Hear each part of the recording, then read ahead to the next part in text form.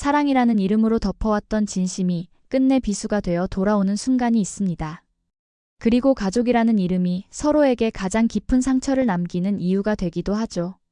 드라마 화려한 날들 11화는 바로 그 감정의 파도 속에서 지은호가 마주한 잔혹한 진실을 그려내고 있었습니다. 겉으로만 화려했던 그들의 삶은 이제 한꺼풀씩 벗겨지며 가장 아프고도 따뜻한 진실을 마주하게 됩니다. 이야기는 한 장의 서류에서 시작됐습니다.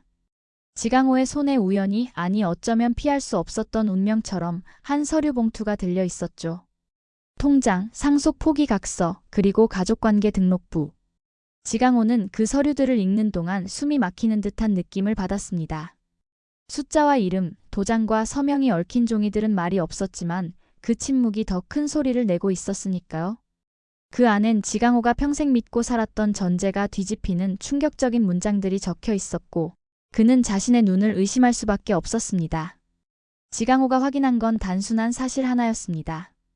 지은호가 어머니 정순이의 친딸이 아니라는 것, 입양된 딸이라는 것.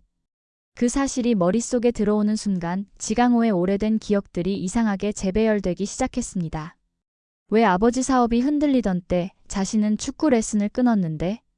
지은호는 발레와 피아노를 계속 배웠다고 느꼈던가? 왜 자신은 늘 누나의 그늘에 가려져 있었다고 느꼈던가? 괜히 억울하고 괜히 서러웠던 밤들이 한꺼번에 올라왔습니다. 그럼 그때도 이것 때문이었어?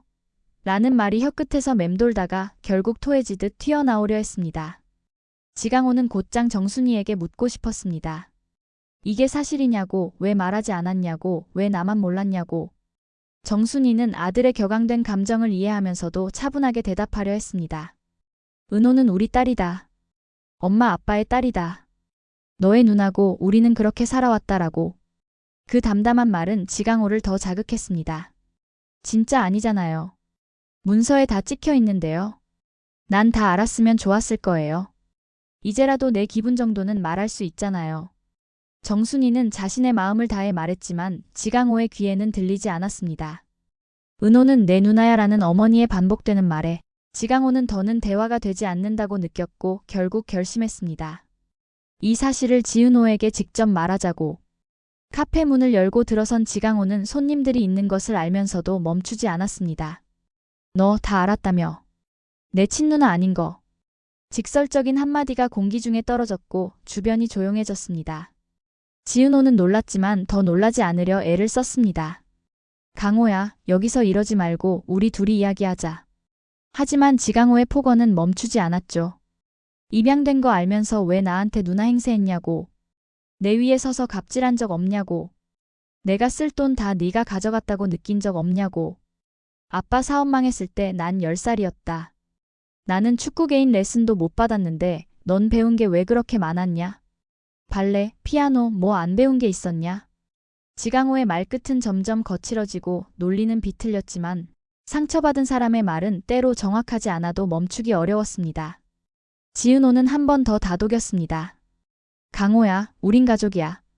난 엄마 아빠의 딸이고 넌 내 동생이야. 우리는 그렇게 살아왔잖아. 지금 이 얘기는 여기서 하면 안 돼. 나가서 이야기하자. 하지만 지강호는 오히려 더 세게 밀어붙였습니다. 아빠 부도도 사실 내 탓일 수 있는 거 아니야? 이 말은 지은호의 마음에 깊은 상처를 남겼습니다. 은호의 눈이 젖었고 목이 잠깐 멈칫했는데요. 그래도 그는 무너지지 않으려 했습니다.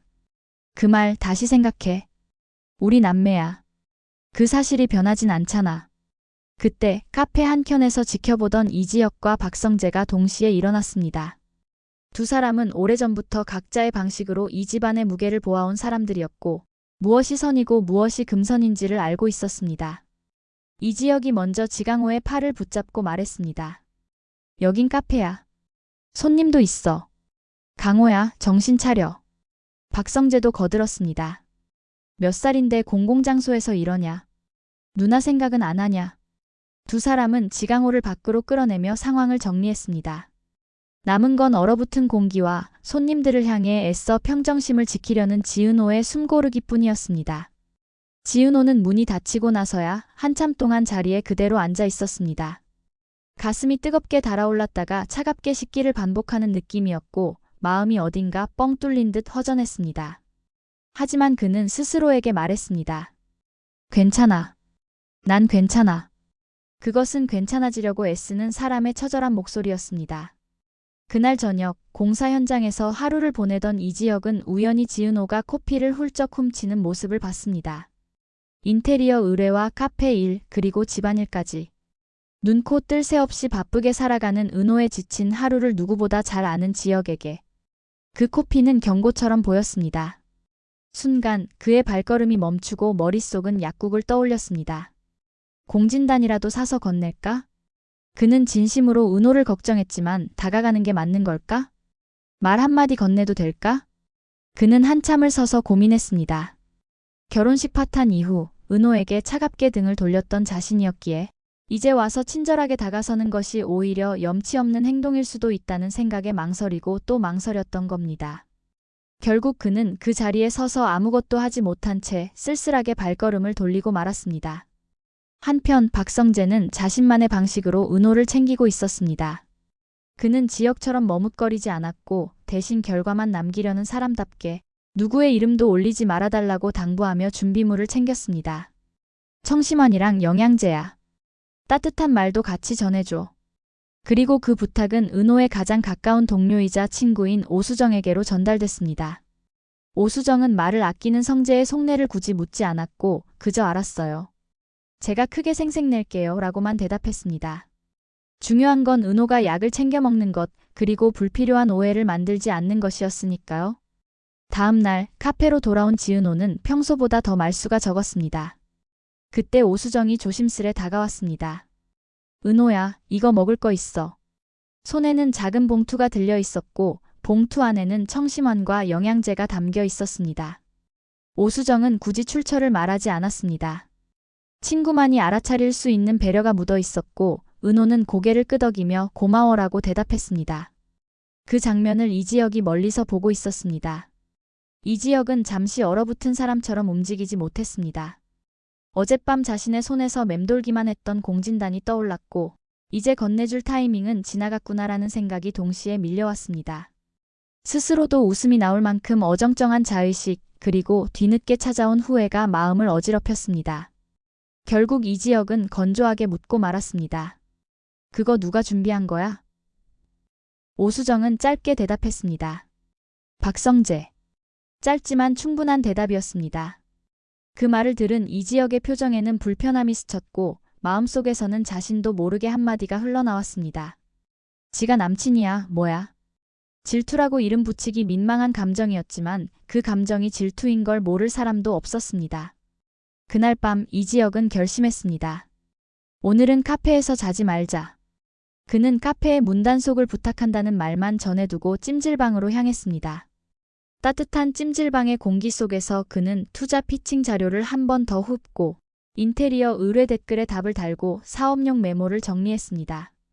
뜬 눈으로 보낸 시간들이 허세가 아니라는 것을 누군가에게 증명하려는 듯 그는 계속해서 적고 지우고 다시 적었습니다. 이렇게라도 머릿속을 붙들어 매지 않으면 자신이 흔들릴 것 같았기 때문입니다. 다음 날 오전 카페에 뜻밖의 손님이 들어왔습니다. 이지혁의 남동생 이지환이었습니다. 그는 환하게 웃으면서도 형의 표정을 살폈고 말없이 쇼핑백을 건넸습니다. 형, 사업하는 사람은 스타일이 중요하잖아. 이거 내가 준비했어. 입어봐. 그 말에는 응원과 격려, 그리고 내가 뒤에서 버틸게라는 동생의 든든한 다짐이 담겨 있었습니다. 이지혁은 가볍게 웃었지만 그 미소의 안쪽에서 마음이 잠깐 흔들렸습니다. 가족 앞에서 쉽게 말하지 못했던 속마음, 보여주기 싫었던 초라함, 그리고 다시 일어서겠다는 의지가 한꺼번에 고개를 들었습니다. 한편 은호는 잠깐 집안일을 돕고 다시 카페로 돌아왔습니다. 문을 열고 들어서는 순간 눈앞의 풍경이 그녀의 발걸음을 멈추게 했습니다. 테이블 위에 엎드려 잠든 이지혁.